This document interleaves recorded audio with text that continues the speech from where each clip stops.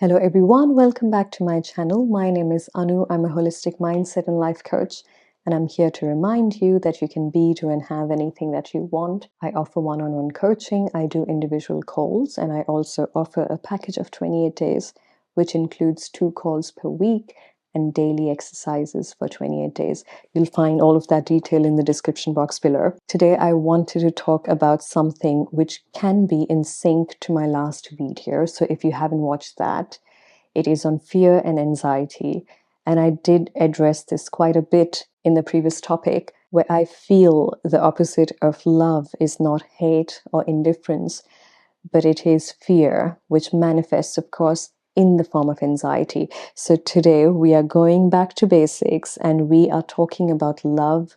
We are understanding the concept of love, how we've gotten so far away from it, and we will be walking together step by step on how to receive love. I won't be giving you psychological tricks of how to make somebody obsessed with you, make them fall in love with you, get your ex back, and all of that.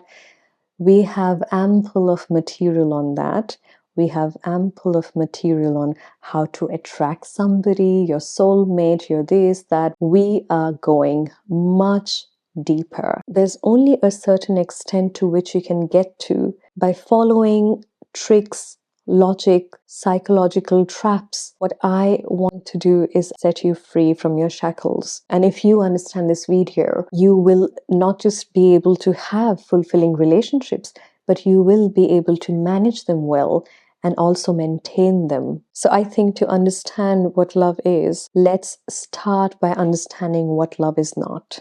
A lot of topics that we come across these days is more about separation. It's more about proving I am right and you are wrong, and I belong to this and you belong to that. It's sometimes out loud, sometimes very subtle, but we have this somehow strong urge to validate our victimhood. When you learn more about labeling people, judging your past traumas because of somebody else, that is not love. So love is not judgment.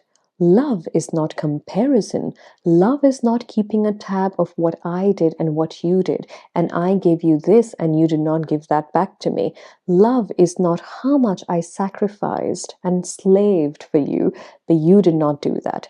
Love is not finding fault in the other person. Love is not holding the other person hostage in your mental prison for all the bad things or the wrong things they've done to you. Love is not vengeance or a business deal where you want to track or keep record of your profit and loss. It's not a trade.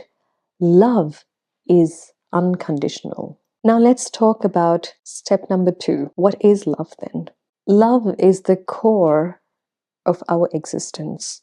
Love is the core of our being. If you want to understand the nature of God, then you have to understand love. And when I say that love is universal, it's unconditional, it contradicts all the things that I mentioned before, the judgment, the vengeance, the keeping record.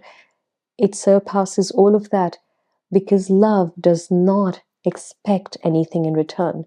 Now, when I say this and you feel I'm asking you to be a doormat, please hold on till the end of the video. We're going to go through all of that. Now, if you look at all the prophets, all the patrons and the matrons that we've looked up to, we've read stories on different heroes, religious characters, they all talk about love. Jesus, for instance, while being crucified, he did not talk about vengeance, cursing these people, even though he was betrayed. What he said was, "Forgive them, Father, because they don't know what they're doing." He spoke about love.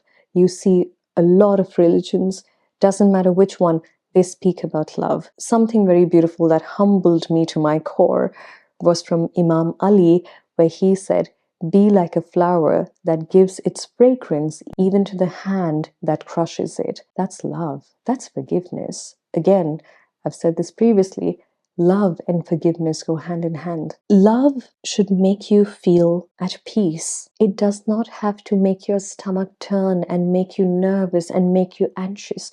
Because that comes from the point of not having trust and not having faith. You and the person that you love, or even strangers, there comes a point where you feel everything is united to that one consciousness. So you see your reflection in everything and everyone. That is love, where I cannot differentiate anymore between me and you, because there is no me and you.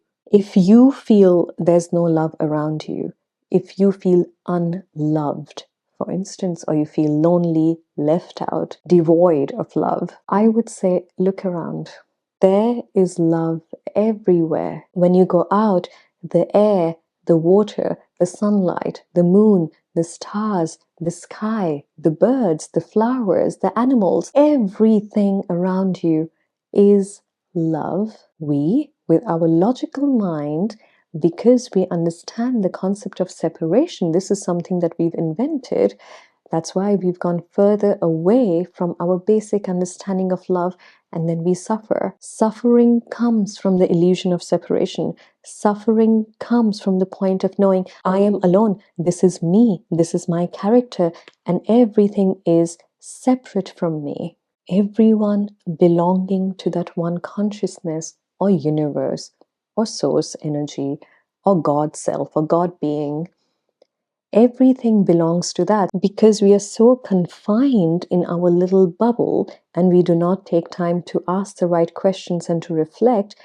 We get paralyzed by all the information that we get externally, recognizing or acknowledging that I do not have love. I am not loved enough. People don't love me. But when people say, love yourself before you can love somebody else, because the moment you understand what love is, you won't need it externally anymore.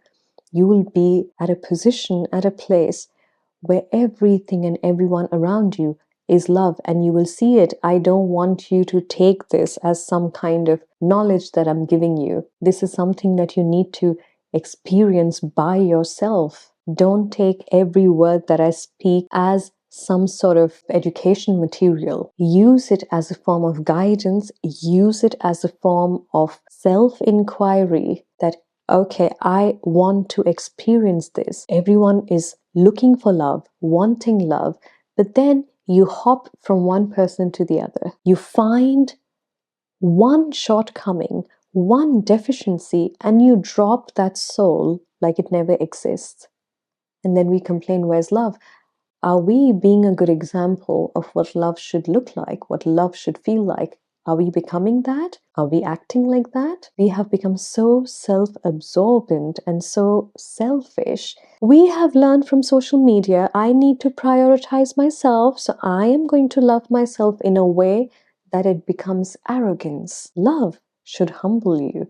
Love is humble. Love is forgiving. The nature around, learn from that. It's forgiving. It's open for everyone. It doesn't have boundaries. We do. Because we try to protect something, we have the audacity to think and act as if we decide what belongs to us. We decide this is mine and this is yours. That's it. We don't cross paths. And this entire sense of labeling people, judging people, I addressed that in my fear video. This reinforces this illusion of separation. If you operate from that place, you cannot experience love. You breathing itself, you existing itself, your existence, your awareness is love. Now, the third point that I want to talk about is understanding what blocks us from love. This came to my mind while I was reading Rumi, where he said, your task is not to seek love, but merely to seek and find all the walls that you've built against it. So love is eternal, has always been there, will be there, but the walls that we build against it hinders our experience of love. Now, what are these walls? A very good example is past experiences. You can trace it back to your childhood, for instance. What kind of relationships you looked at while growing up? What was your first relationship like? What was your understanding of love? It goes back to that. And of course, when I say it doesn't always have to be romantic relationships, but yes, if you trace back to the relationship to parents or society, it does reflect in our adult life in romantic relationships or relationships in general. So that can be a blockage, the past experiences. It could be the knowledge that you have from social media these days. And it could be a conditioning where you were told upfront or you were groomed in a certain way by your parents or by society or your caregivers. In all my videos, I try to separate the sense of the past tense or what we have experienced before, and I've said that you are not that. But if you find certain blockages which are very prominent and you are aware that this is a cycle that I repeat, then that's the blockage that you address. You become aware of it, you become aware of its existence, and then not accept it. This is where I might get a bit of backlash because our culture now does romanticize this healing, romanticizes this concept of digging the past, bring it up to the surface, and now we spend 20 years fixing it. But if you find these blockages, whatever it may be, it doesn't mean that you have to necessarily dig your past. These are just certain examples of what these blockages can be, and I've said it earlier. We are very much aware of major life incidences, major traumas from the past. We are very much aware of it. We don't have to do some sort of hypnosis to bring it up. But the moment you know, you are aware as an adult, there's a lot of stories that we keep repeating from the past. We are aware of these blockages. A good example is failed relationships. When I've seen a certain cycle repeat, what I have gotten attracted to in the past, that's where personal accountability is required. Instead of sitting and crying for the rest of my life, I have the chance to look at the pattern and say, okay, now if I am shut down, if I feel I am not loved, then this is the experience because of which I feel it. So there's no blaming and shaming. That's the time when you're out of your victimhood because you have addressed the blockage, you have addressed the situation, the circumstance, your past story, your past experience, which makes you feel a certain way. And there's no judgment around it. Absolutely no judgment. When you become aware of your true being, your core, all of a sudden, all these patterns from the past or the blockages from the past or so-called hindrances suddenly become irrelevant because you're beyond that.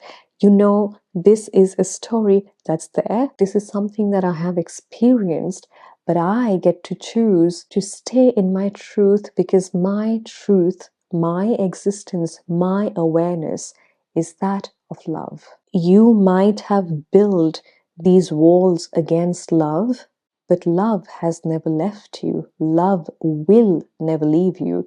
That's the sense that we need to bring back. That's the meaning of love that we need to understand. It's forgiving, it's eternal. It goes beyond time, space, distance, and all of that, all the dimensions. It lives forever because it's immortal. Imagine you've carried it with you all along, but you seek that external validation. You seek for that love to be approved externally. How can I look for something that I'm full with? You tap into that love within you. Even your past relationships, if at all you've called them failed relationships, were never a failure because love existed then, love exists now. I can say this out loud. Love never hurts. It does not have the capacity to hurt. You know what hurts? Expectations. Expectations in love come when you think of love as some sort of trade. That's when disappointments happen. And I'm not saying, yes, love and be a doormat and let people walk all over you. That's not the point. Understanding the true sense of love, the true form of love. When you understand that, you will not be afraid to lose anything because everything is yours. The heavens are yours. What are you begging for? What are you looking for? You've got the superpower. You've got eternity here now. How can you feel left out? How can you feel lack? There's no room for lack. You're just so full with love. It overflows and you become this walking epitome. No matter where you go, feel the love in abundance everywhere. Wake up in the morning and say, today I choose love. I choose to see love no matter where I go, whether it's sunshine or rainfall or snowfall, hailstorm, I don't care.